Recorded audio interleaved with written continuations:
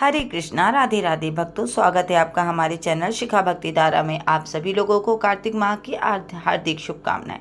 कार्तिक मास महात्म कथा अध्याय 13 श्रवण कराने जा रहे हैं।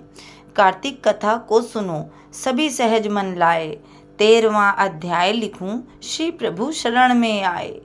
दोनों ओर से गदाओं, बाणों और सूलों आदि का भीषण प्रहार हुआ।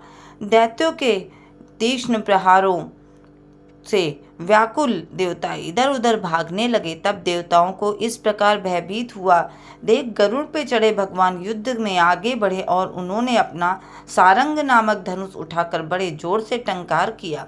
त्रिलोकी शब्दित हो गई। पल मात्र में भगवान ने हजारों दैत्यों के सिरों को काट गिराया। फिर तो विष्णु और जलंधर का महासंग्राम हुआ। बाणों से आकाश भर गया। लोग आश्चर्य करने लगे।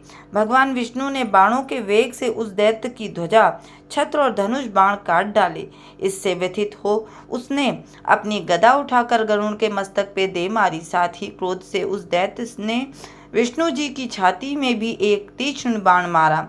इसके उत्तर में विष्णु जी ने उसकी गदा काट दी और अपने सारंग धनुष पर बाण चढ़ाकर उसको बींधना आरंभ किया। इस पर जलंधर इन पर अपने पैने बाण बरसाने लगा। उसने विष्णु जी को कई पैने बाण मारकर वैष्णु धनुष को काट दिया। धनुष कट जाने पर भगवान ने गदा ग्रहण कर ली और शीघ्र ही जलंधर को खींच कर मारी।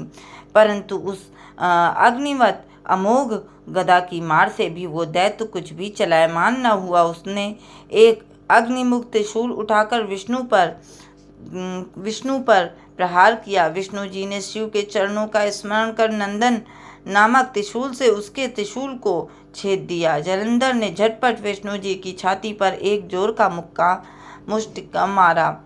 उसके उत्तर में भगवान विष्णु ने भी उसकी छाती पर अपनी एक मुष्टि का प्रहार किया। फिर दोनों घुटने टेक बाहुओं और मुष्टिकों से बाहु युद्ध करने लगे। कितनी ही देर तक भगवान उसके साथ युद्ध करते रहे। तब सर्वश्रेष्ठ मायावी भगवान उस दैत्यराज से मेघवाणी में बोले, रे रण दुर्मर्द दैत्य श्रेष्ठ, तू धन्य है जो इस महायुद्ध में इन बड़े बड़े आयुधों से भी भयभीत न हुआ। तेरे इस युद्ध से मैं प्रसन्न हूँ।